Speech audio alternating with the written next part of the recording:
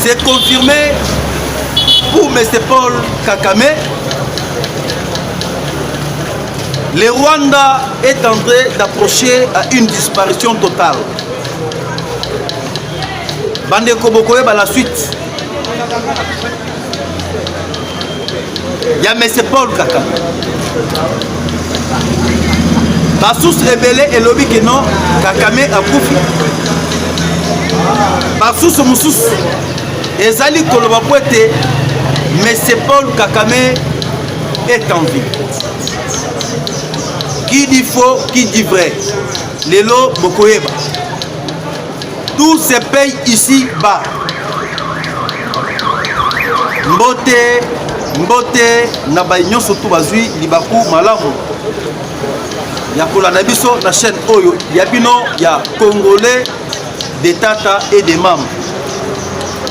Congolais de père et de mère. À chaque fois et à tout moment, boyaka toujours ya koyeba mboka elali ndenge nini elamuki ndenge nini touti wapi tozali wapi et tozali kokende wapi. Un véritable Congolais de père et de mère. Bandeko Nazali Kwebe Sebino actuellement ça ne va pas. Ça ne va pas parce que Makamboza est belé à Koloba. Le lot, je pense que tu peux partager Nabino 2 points à l'ordre du jour. Le lot, on a un lombang pour expliquer des points sur cette émission que je vous présente ce matin. Yaliboso Tokolobe la Pona Oyo Italie, la situation de M. Paul Kagame. Et Yami Balé Tokolobe la dossier, il y a Constant Moutamba. La suite du ministre de la Justice et Garde des Sceaux, Constant Moutamba, actuellement, Tozali na niveau Ning. Ça fait déjà des semaines. Oyo Moutamba a assisté dans le conseil des ministres. Et actuellement, Tozali na étape ni. Toko partager la vie. Et je ne manquerai pas même pas encore, il y a quoi ajouter. Dossier, il y a un sujet colonel. Monsieur Ramazan. Oyo boyoki ke azali pe parmi ya bato oyo bazali kopesa minduki na ba criminel basa la terreur na ville province à Kinshasa. Boyokaki comment est-ce que ba braqueur d'armes babimaki babandaki kobotola bato ba biloko babandaki kosala oyo tobengi sabotage na ville ya Kinshasa ya kobotola bato biloko. Mais lorsque bakangi bango baye ko dévoiler vérité, bapesi kombo ya ba généraux, bapesi kombo ya ba colonel oyo bazali à la base ya ko briquer partout na ville ya Kinshasa. Sans plus tarder, tozali kosenga bino bokota vraiment ebele bo aimer notre émission et bo partager en gros bisika nyoso tout kozali kolanda biso partout dans le monde. Et n'oubliez pas de laisser vos j'aime et n'oubliez pas de laisser vos commentaires bisika nyoso tout kozali kolanda biso partout dans le monde. Voilà. Bandeko banadi, ça ne va pas. Mais c'est Paul Kagame et entre la vie et la mort.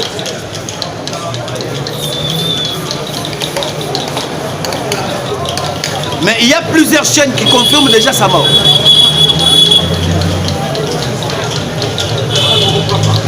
Na étape oyo biso tokomi. Soki boyoki ke Kakamisa akufi bondima. Tout se paye ici-bas. Ba Congolais bakufi mingi. Makila ya peuple congolais est angli. Papa, toyebi ke liwa ezalaka eloko moko esalaka biso pasi na mitema. Mais liwa ya M. Paul Kagame et que ça la biso pas cité liwa ya M. Paul Kagame ezali esengo pour le peuple congolais yoso mona muto akufi bato bazali kobina muto akufi bato bazali kosala fête et ça pas mbaté et ça li par rapport à souffrance par rapport ya tuerie ya ba congolais oyo bakufi na Bukavu oyo bakufi na Sud Kivu.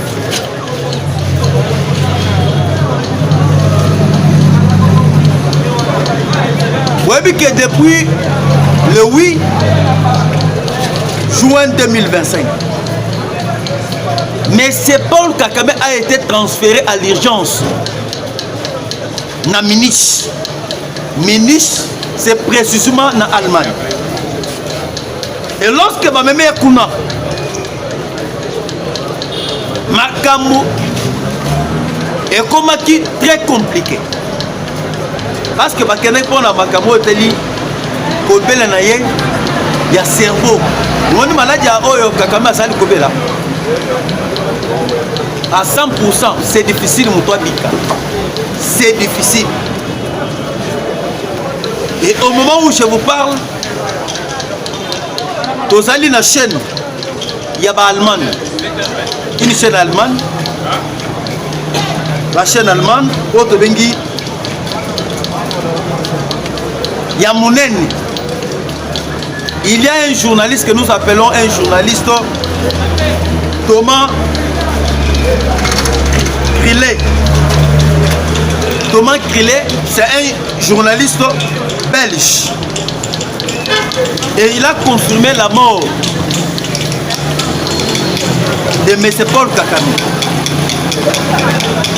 Ah, et Bandagara Boye. Le journaliste a confirmé l'Iwa de M. Paul Kagame. Nous sommes lobby que non. Actuellement, Kagame ne parle même pas. On est allé maintenant pour la haute bengi chaîne à Polonien. C'est-à-dire, un journaliste belge a confirmé la mort de M. Paul Kagame. Chaîne à Polonien et confirmé l'Iwa de M. Paul Kagame. Et lorsque Bango a confirmé l'Iwa de M. Paul Kagame, Bato va être démenti depuis le samedi passé. Et le gouvernement, il y a M. Paul Kagame. Et actuellement, Boyebak, Ataba Bombindengenin et Koyeba Nakaka. Mukolongo, Nakosala maman la fête. Nakosala maman la fête. Hein? Des grèves congolais va koufi ebele. Biso kutu. Toko sepela. Eza logo la liwa ya Satan. Liwa ya Satan, tous les chrétiens va sepela pour la liwa ya Satan. L'ennemi du Congo c'est Kagame.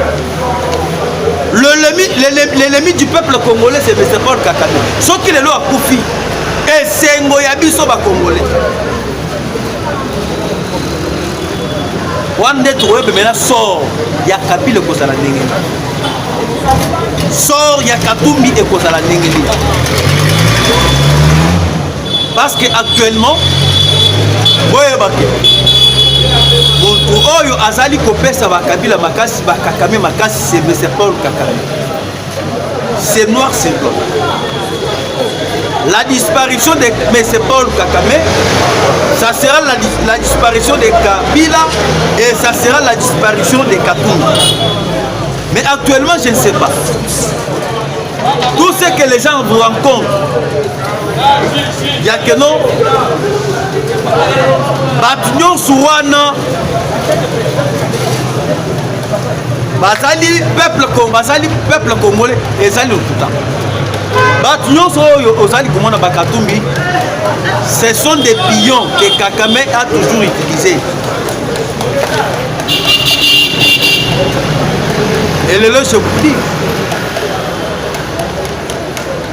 baya wana va comprendre déjà que Kakame Azate va changer indus dengue va changer indus et comme système il y a qu'on créer gardiennage sous forme il y a que comme un mouvement il y a sécurité créée par M. Joseph Kabila.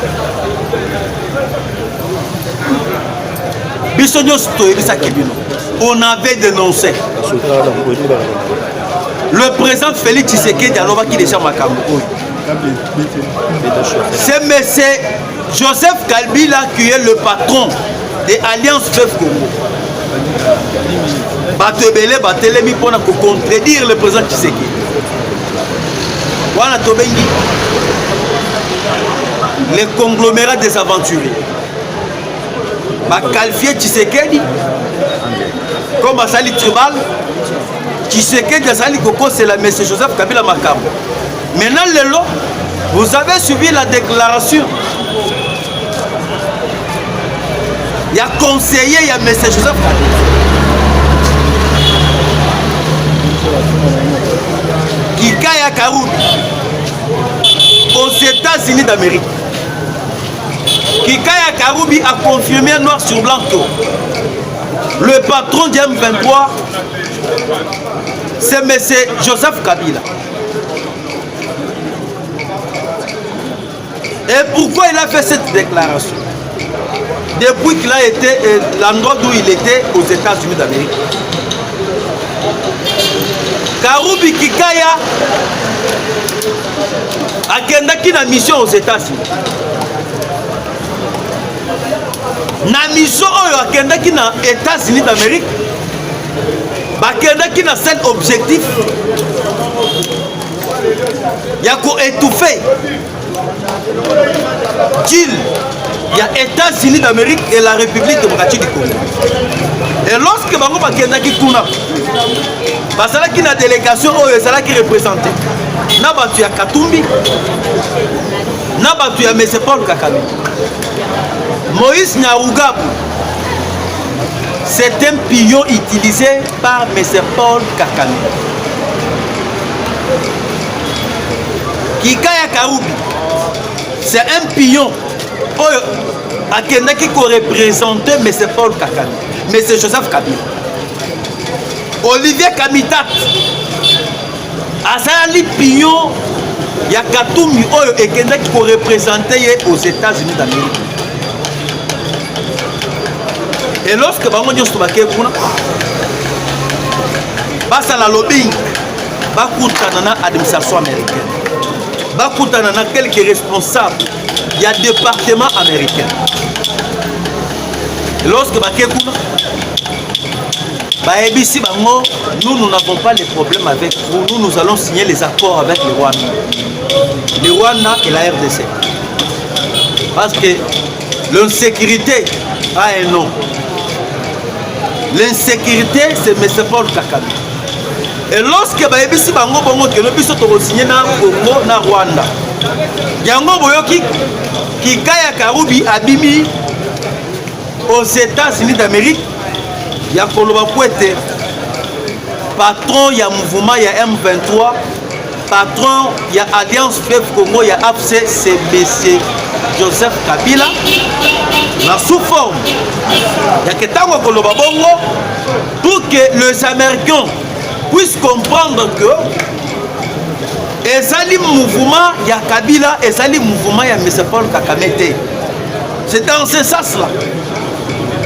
Croyant que Basali Kosala, pour ne pas coincer le gouvernement congolais, pas coincer Pachi, Bango Moko va mis quoi ici dans les boulots du sous.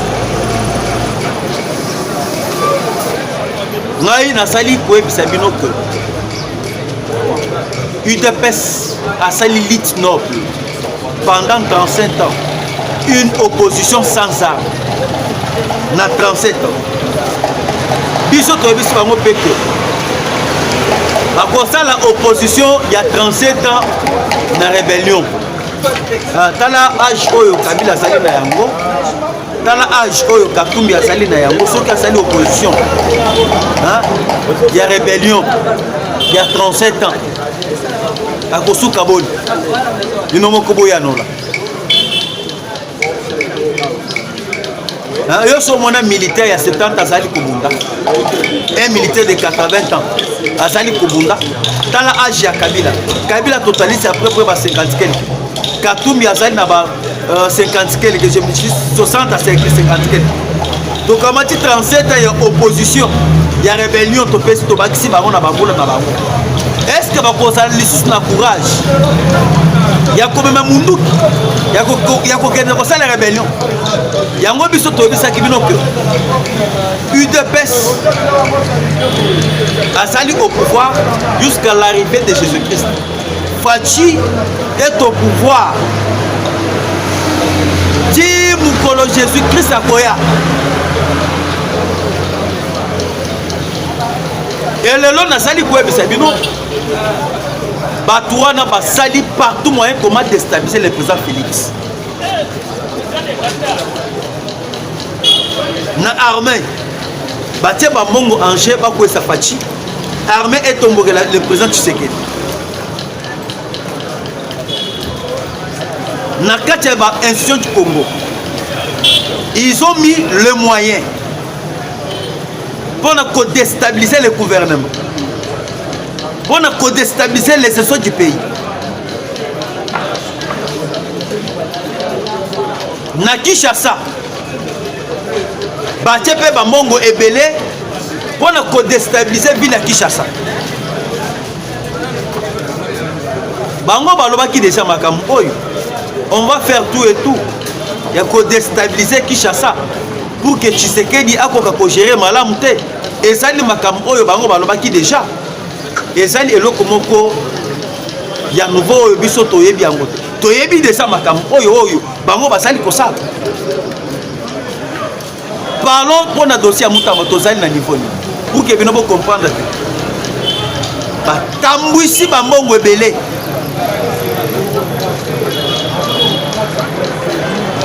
pour na dossier ya Constant Moutamba.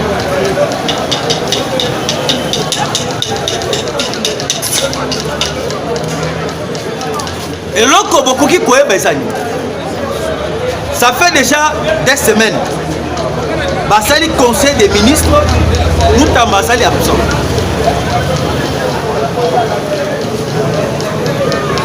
Moutamba Basali absent parce que vous voyez que le dossier Oyo est commis, il y a à manger et à boire. Ils ont mis des budgets, des moyens. Il y a qu'à déstabiliser Moutamba.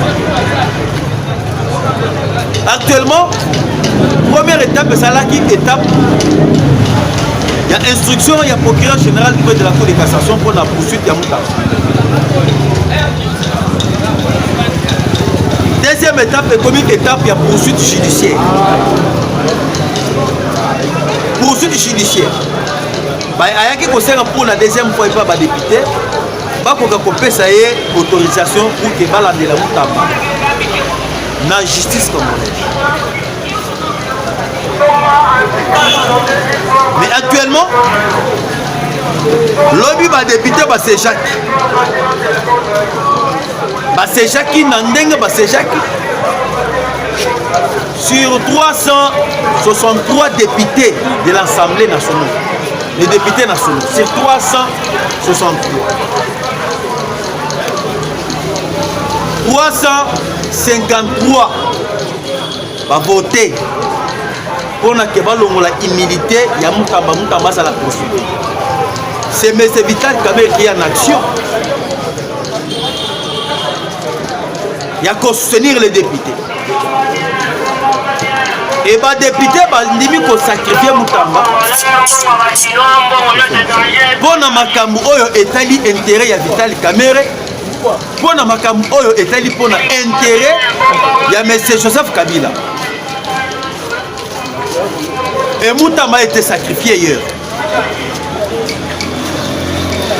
Et pas député, on a mandé pour te poursuivre Moutamba dans la justice. Quant à ça, l'Assemblée nationale vient d'autoriser à l'issue d'un vote les poursuites judiciaires contre Constant Moutamba, accusé de détournement de fonds. Selon Makambo, il va charger Moutamba. Bango Balobi 1. Voici le fait lui reprocher. C'est qu'on a eu à reprocher à Kosam. Balobi, absence d'autorisation du gouvernement. Inexistence du bureau de la société si à l'adresse indique. Et à part ça, vous pouvez nous comprendre parce que nous sommes dans un milieu public, nous sommes au marché, justement devant le Parlement de vous. C'est pour cela que vous devez tolérer par rapport à Makelele, par rapport à Makamignon surtout, et ça les bureaux, parce que je pense que la suite, vous allez ming dans le bureau. Quand vous êtes dans le plateau, vous allez échanger avec vous sans qu'il y ait une inquiétude. Vous voyez que tu es dans l'ombre parce qu'il y a un temps, votre solo n'a binoté, il y a un moment où tu es dans l'ombre, on a d'abord tout son abinoté moins 20 minutes, moins 30 minutes, moins 15 minutes. Il y a que bon par rapport à dossier. Il y a benga qui trop pour la loi ya monsieur Paul Kakane. Maintenant, na makambo ba charger mutamba. Balobi. Si tu devras recevoir l'ouvrage inexistence tel que renseigné par le ministre, montant exorbitant du paiement au-delà de 30%. Et ça, il va bloquer va charger mutamba par rapport à ce que pour que notre longo le mutamba immunité pour que va poursuivre le mutamba pour un dossier tel.